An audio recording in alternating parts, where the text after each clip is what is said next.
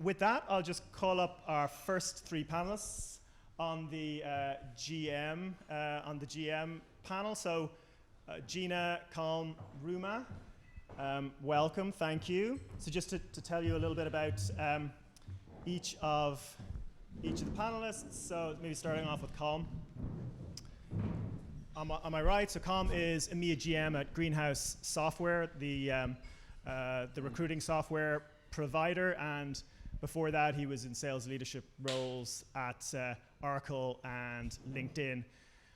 Ruma is Chief Growth Officer and Head of International at Clearco, formerly Clearbank, one of the fastest growing Canadian companies of the last few years, a fintech company. Ruma has a very interesting career before Clearco, which I won't go into here, but my favorite tidbit is that she's a best-selling author of a book on Mother Teresa.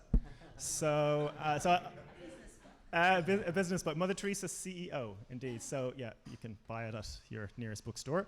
And Gina O'Reilly is COO of Nitro, which is now a public company, and having been COO for, I guess, nearly 10 years now. I think she started off as an SVP in sales and marketing, like I think many people in this room, and had the experience of taking the company public as well, based in San Francisco, and more recently now based in London. So three people who've done GM roles, and have also done functional roles, and hopefully we'll have interesting things to share. So, okay, to start off, maybe for you, Colm, you until 2 years ago did functional roles, so sales director, sales VP type Correct. roles at LinkedIn and Oracle. So maybe just start off by telling us how the role is different. The GM role at Greenhouse that you do is different.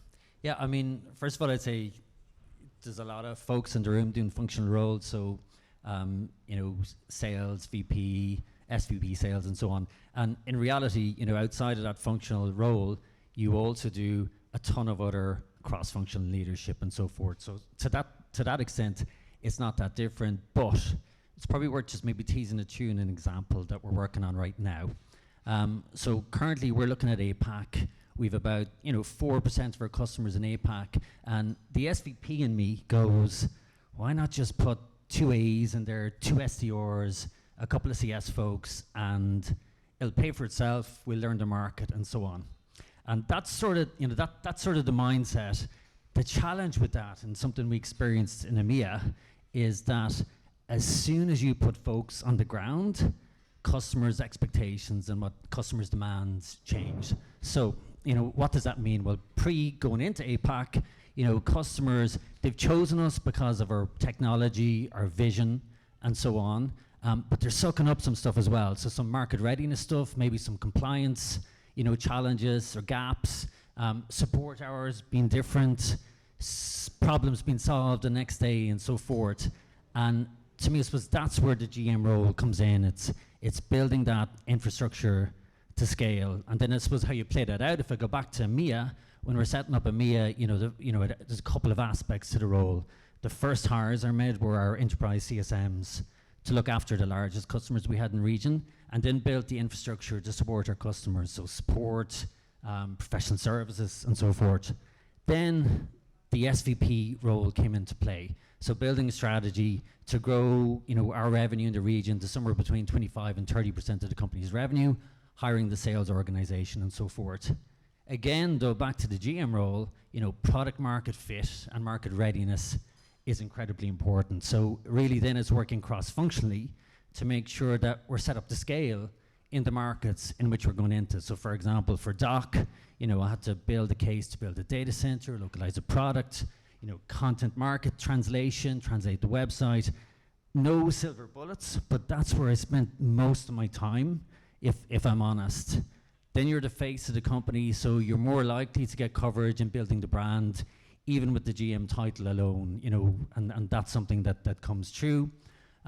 Leaning in wherever you need to, so it's putting out the bins, sorting out HR contracts, but that changes as the organization grows as well. So the role changes an awful lot in terms of what you do day to day versus a VP sales role.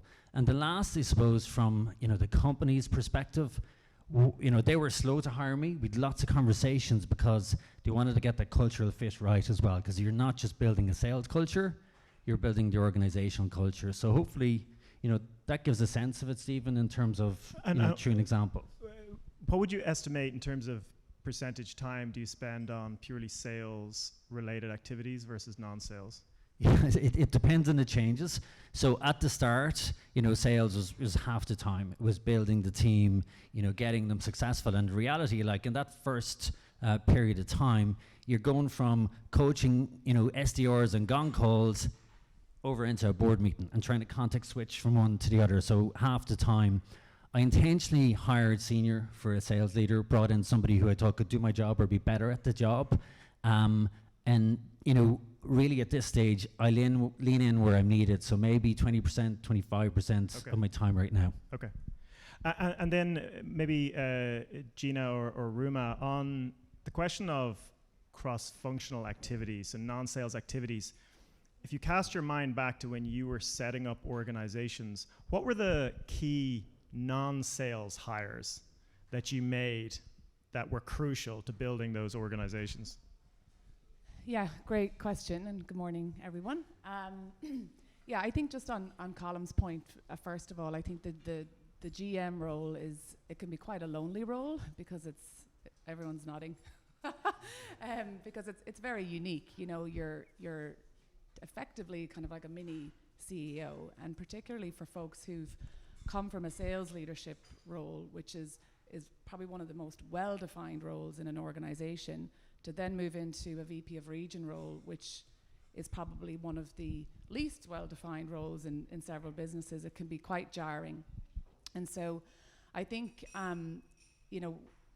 for you guys personally, taking on that challenge as a CEO, so thinking like a CEO versus a sales leader, even though ultimately revenue is going to be your marker of success, I think is really important from the outset. What we did at Nitro, we set up, so we're Australian founded, headquartered in San Francisco, and we established our first, I suppose, large regional presence in Dublin back in 2013. So it's almost 10 years now. And there were a few things that were really important to us from the onset. And we did hire a VP of EMEA who had 12 to 15 years of sales leadership experience, and kind of most recently at Salesforce when we hired him. But we wanted to ensure that every function of the business was represented from the outset. So of course we didn't go and hire everybody across every function, but it was really important for us for the Dublin team and the operation to not feel like a backwater and to feel like a sales and support, hub. The key hires we made there, and Colm and I were chatting about this this morning because he's felt the pain of not having this resource. I think a people ops partner is incredibly important. You can't really manage that effectively from the West Coast with a West Coast mindset. Obviously, Europe is incredibly complex when it comes to employment. Ireland happens to be quite, employer friendly. That's obviously not the case in some of the continents. So I think having a people ops partner, whether that's someone who's transplanted and is by your side from the outset, and then you hire locally.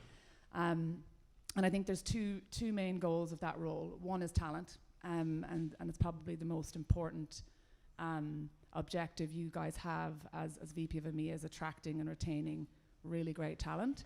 And so you need to build that talent engine from the outset, and that's very hard to do remotely. And then the second objective, is just all of the HR, overhead. As a VP of EMEA, thinking with the CEO mindset, would a CEO be writing, employment contracts? Would they be dealing with employee issues on the daily? You would hope not. And so I think recognizing if you are getting sucked in to things like that it's time, and advocating for yourself, because most US-based companies, they probably won't understand that, particularly if they don't have experience in Europe. Can I build on that a little? Yeah, go. Can you hear me? So I couldn't agree with the two of you more. I mean, I think if I was rebuilding this team from scratch, the other function that I think we need to pay attention to, especially if you're working for a US-based company, is ensuring that there is a good liaison back to the headquarters. Because what we did is we hired a people person, we built an incredibly talented team, but we were never able to leverage that team to get the resources we needed because the relationships weren't built with headquarters. And I think what I would do if I was rebuilding it again is I'd have a balanced mix of individuals from headquarters that we brought over, whether it's one or two folks that can really act as that champion for the European team back at headquarters. Because I think I've spent the last year spending more time lobbying for resources, being on the product roadmap, just whatever it is that we need, because it's so different here, and especially from an HR perspective. Employee contracts are different. You know, it's at will in the United States. You know, people look at performance in a different way, and so when you're in those US-based meetings, they're asking questions that very often are not necessarily relevant to how we manage our business here.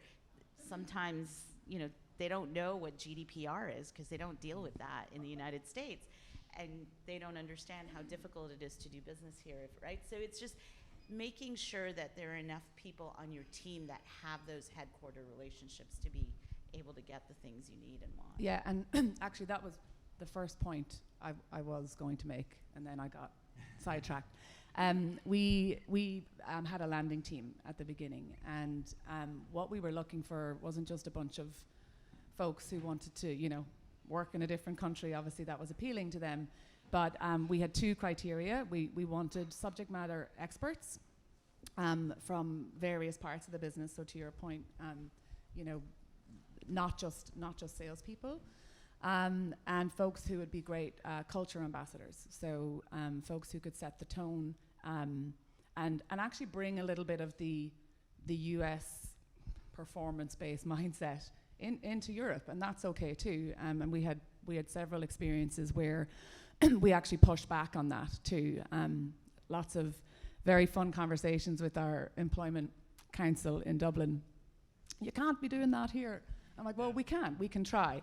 And so, yeah, the landing team was really important, and we actually interviewed the team. So we created buzz around that in our San Francisco HQ. So we were really putting, you know, this Dublin operation up on a pedestal, and that was incredibly effective. So we had them highly involved in all hiring. So before we hired anyone, you interviewed with at least one of the landing team members who were checking for culture fit, and they stayed for maybe 6 months, and some even 12 months, and they had the time of their lives. So they got to go back and kind of share those experiences. So that helped establish Dublin as a true operation from the get-go. Can I ask the audience, actually, how many people here were either part of or had landing teams come over? Okay, about half. So about half didn't as well. Yeah, I mean, that's our experience. I think landing teams are clearly the best practice. It's almost a no-brainer, but in my experience, often at the stage when a company is expanding for the first time, they feel like they can't spare those crucial resources at headquarters, and so it doesn't end up happening, not because they don't think it's a good idea, because they just can't spare the resource. My landing team was you. Oh, yeah, good. Outsourced landing team, yeah. Can I ask one other question? Colm is lucky enough to report to one of the co-founders, which gives a sort of a little bit of an edge on influencing the organization back at headquarters. How many people here report to the CRO at headquarters, or the head of sales? Okay. How many people report to a founder of the company? Okay. And any other titles that people report to? CEO. Well, that's great. Okay. Yeah. All right, that's interesting, because my next question was going to be about how do you ensure alignment with your direct boss, who may have a different functional role. For example, if it's CRO and you're a general manager, or if it's a co-founder. Were you going to chime in, Colm? Yeah, I can take. It's working. Yeah, it is. Yeah, it's working. Yeah, I can take that. Yeah, I mean, certainly I think it's easier if you report into a founder, because there's a ton of subtle influence that happens, you know, to almost soften people up for when you go looking for things. So my reporting line is, I report into one of the two founders. He's the president. He's the head of product and head of the CS org. I also have a dotted line into the CRO, and I remember chatting to Mark. Mark was going, how does that work? Well, it sort of works if you deliver, and I think it probably, if you're not delivering, then that can be a challenge. But I suppose the why behind it comes back to that market readiness, and to be able to successfully scale, it's not just about building the revenue org. You've written, Stephen, about previously, why companies fail, and it's often because they don't invest enough in marketing, for example, in region to create a tailwind for salespeople to be successful. But for me, I suppose a couple of things in terms of influencing. So report at that level, attend the board meetings, present to the board every 6 months, present to the company once a quarter. It's a big part of the job, is just driving that alignment. And to some extent, you cannot over communicate your strategy. You need to be bored, hearing yourself, right down to, I have bi-weekly one-to-ones with all my peers and the exec teams, plus a ton of other folks in the org. I have a bi-weekly international update as well. It's only half an hour. And sometimes I come on going, there's no agenda items today, but we do, tactical updates across the team. Anytime I've skipped it, something has gone wrong. Somebody's been out of sync, and so forth. But then the last piece is, we've really doubled down on market readiness, and that does include, for example, things like the engineering team, and essentially taking an approach where we've traffic lighted our readiness across every business function and across every functional activity to be successful going into UK, Ireland, into DOC, and so forth. We do it quarterly, we update the roadmap, we allocate out responsibilities cross-functionally, and it comes into the planning process, which leads then to investments like data centers, marketing, and so forth. But it's a heavy lift. Well, so that's a good point. I mean, engineering and sales are really the two crucial functions in any tech company, and sales often has a hard time speaking the same language as engineering at the best of times, and then you transport it 5 or 8 time zones to Europe. So on the question of how do you get EMEA onto an engineering roadmap in New York or San Francisco, Ruma, do you have any thoughts on that? I'm going to start with the joke that I shared on our prep call, which is send a lot. That wasn't a joke. It was the truth. But I send a lot of bottles of very good wine to our CTO and our head of engineering, because it's one thing, to go through the regular course of how do you get prioritized on the roadmap, but it's another thing. It's like I know all of their assistants, and I'm like, what do they drink? What do they like to eat? And it actually does make a difference. One thing I will say, I just want to add to your thinking, which is I learned this mistake the hard way in my last business. I wasn't reporting to a founder. I wasn't reporting to a CEO. So when I came into this job, it's the first thing I did. I immediately, from the get-go, negotiated that I will report to the founder CEO. And it's made an incredible difference, because as we're growing as a business, I've hired a GM for EMEA, and I see how this individual is incredibly talented, competent, has, been doing this for the last 20 years, but they don't have the leverage with the 2 biggest influencers in the company. Whereas when we were here, when we were launching in new markets, if there was a challenge or something was blocking, I could just pick up the phone, call the CEO, and say, call the CTO and tell him to do this, and they would do it.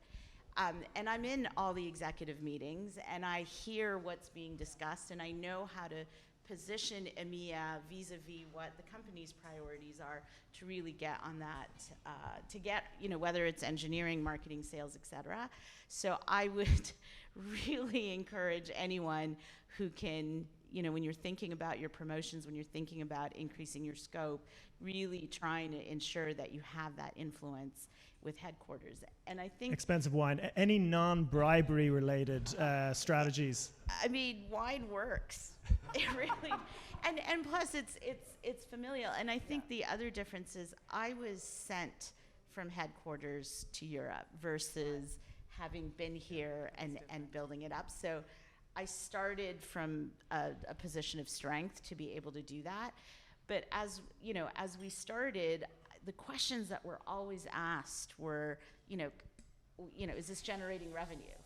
And it's always, we just made this big bet on Europe. We've put aside this budget to do it. You're going over budget. How many non-revenue generating roles do you have? And so, and then, with engineering priorities, to your earlier point, I mean, it's hard. There's a lot to be done. And when you're a global business, how do you prioritize, launching in a market? Because they're going to look at it in terms of revenues. It's like, so how do you do that? Let's get specific here. Yeah, I think one thing that's really important is like establishing a blueprint for success, because I think often it's revenue, right? You're going to be hired to grow the business from X to Y, but what I would recommend is actually taking the time to sit down, if this isn't already clear, and establish what success looks like for this role, not just revenue. And so, and this I think is the main topic of this panel specifically, like how do you elevate beyond sales leadership to GM? And so that's including things like, you should have people OKRs in there, so not just your hiring stats, but your retention, your engagement. And if you're not experienced in product and eng, and you have a product and eng team, even if that's dotted line to you, like find out what success looks like for them and track those OKRs or whatever you call them in your respective businesses. And to Colm's point, share them and over communicate, because there's nothing better than having an exec that comes to you with all of this fully baked, and there's nothing more reassuring where you're like, oh, okay, this person actually is thinking about all the right things. They're communicating progress. They are addressing challenges early on, and talking about them. And I think when it comes to asking for more resources, it's a lot easier, right? Because you've shown that you, I guess, have the capacity to own that whole region. The other thing I would say too, is kind of building on the landing team discussion, is advocate for the support that you need within the region. So we're obviously EMEA headquartered in Dublin. We've about 120 people there now, but it's obviously not our largest customer market. So largest customer market would be kind of UK and the DACH region. But you can't just throw a bunch of AEs into those regions and hope they're going to be successful without what I call like a support pod. And we don't do this extremely well today, as Mark might attest to, but the goal is basically to have your sellers and all of the support crew for those sellers. But that includes marketing, includes localization, it includes channel. And rather than trying to, spray and pray in Europe, like really double down on those two core regions, have very clear focus around what you want to deliver in terms of revenue. And as you deliver, you will get more. And I think it's not as simple as that, but. Colm, did you have something? Sorry. Oh. Yeah, I mean, I think that the revenue opportunity also, and being able to articulate that, is incredibly important. And then, Gina, I think something you covered when we were briefing was, listening to customers, because, in getting the organization to listen to customers. So I think we all have customer advisory groups where, 20-25% of the customers will be EMEA customers. Then we've done specific focus groups for markets like the DACH market to really just help hammer home that product market fit challenge, which then unlocks in investments. And the last thing I did was, I used product management as well. So I relocated one of our product managers over to EMEA to almost act as that translator. So we're, technical meets commercial opportunity, sort of leveraging somebody to make the case on my behalf into that org, and therefore push things up the roadmap. Oh, sorry, go ahead, Ruma. You made an important point earlier, Colm, about not relying just on your direct reporting relationship back at headquarters, but every time you go to New York or San Francisco, whatever, make sure you're building a relationship with all of the C-level executives. And that's good for a few reasons. I mean, one, it's important that you know the head of product management or the head of engineering before they ask you for a top 10 feature list where, it's a spreadsheet and there's no relationship. It's important that you have those relationships. Second thing is, the most dangerous role in an organization is CRO. Like the chance of the CRO being fired is, probably nearly as high as the chance of you being fired, because EMEA VP is the next most dangerous role in an organization. And so even just tactically thinking, if you're going to be in an organization over 4 or 5 years, putting all your eggs in one person's basket is just dangerous politically anyway. So you really need to have kind of a broad C-level set of relationships. One other just very tactical point on the revenue opportunity. It can help to just stretch the window out from like the next year, which is the normal planning cycle in a growth stage company, to maybe 2 or 3 years, which is further out than the sales ops or biz ops team in headquarters will ever want to plan. But that's the only way that EMEA starts to pay back at a faster rate than putting another head in the US. So stretching out a time window is good news for EMEA. Yeah, I'd add to that, because any investment you make, even in hiring AEs, you don't see the return on that investment until year 2 and year 3. It's the same for every infrastructure investment. You gotta map it out. And ultimately, you know, if you think about the role, the company can grow in 2 ways, you know, or the company value can grow in 2 ways, you know, and that one relates to just general growth and profitability, and then the other is TAM. And TAM is either buy and acquire product or expand internationally. So you really need to lean into that opportunity again and again, but it's a longer term view. It's the runway. Ruma. I just wanted to add to the earlier thinking. One tactic that really worked for me in terms of demonstrating to the company how valuable EMEA can be is I made sure that every month, either on all hands or town hall, we presented something so that the entire company could see what we're doing. And it's not like, it was a top-down and bottoms-up approach, so that everyone got excited and everyone felt like they were part of something that was bigger than them, so that when I do go to the engineering head and we're talking about product roadmap, everyone on the engineering team is really excited about these ideas because they've already heard about it. Yeah. Well, one of the most dangerous things for an international expansion, I think, is when the CEO doesn't have it as a personal priority for him or her. Because if the CEO really personally cares about it, rather than just sort of delegating it all to a CRO or another co-founder, then somehow the CEO's priorities will cascade throughout the C-level team. So I think one of the big parts of your jobs in a EMEA VP is to make sure the C team, including the CEO, really cares about it, and that an international expansion victory is sort of their victory too. We have just a few minutes left in this panel. Are there any questions from the audience for any of the panelists on this topic specifically? Robbie, yeah. Oftentimes it can be tough being the EMEA leader, and you know, we have a way of doing things that can be hard to translate over the headquarters as well. As leaders from the region, how do you balance kind of constructive criticism of the org or getting your viewpoint across when there can be like disciplined matrix structures and whatnot? So for anyone who didn't hear the question, how do you bitch about headquarters without sounding like you're bitching about headquarters? Yeah, I think that's a great question. You know, matrix reporting structures are hard, right? They're not straight lines, obviously. But I think it goes back to those relationships and building relationships with functional leaders, and also elevating your role as what you want it to be. Like, I can't say that strongly enough. Like, it's not going to happen just because you have the title. You have to help the rest of the organization understand what you are bringing to the table, how you're going to operate, what success looks like, report on it, you know, till the cows come home. And I think if you beat that drum enough, then you have, I suppose, fewer points of tension, right? Because people are really clear about what it is you're trying to achieve. The other thing I would say is, you know, acknowledge what you don't know. I think it's very dangerous for any exec to get into a role where they're way out over their skis. And so, you know, using the sales leader example, like, you probably don't have a lot of product and eng experience. Like, how do you yourself actually broaden that, you know, your own, I suppose, skill set in that vein? And for engineering leaders, they love that. You know, they want to know that you're interested, you're curious, you're a sponge. You know, ask them questions. You know, the one-on-ones shouldn't just be, hey, this is what we need in EMEA. You don't understand because you're over there in your ivory tower.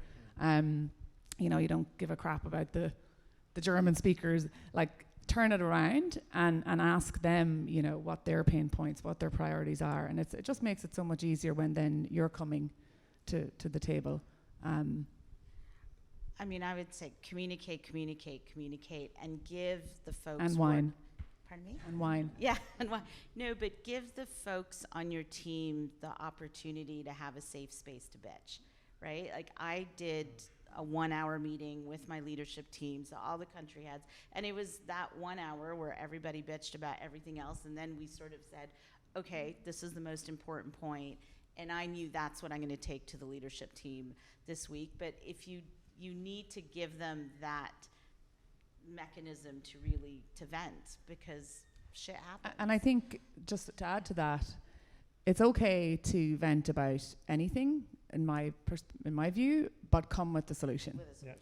So even if it doesn't end up being the solution, coming and approaching anything with the solution, a solution mindset, versus saying, I can't do this because product isn't doing that or marketing isn't doing this.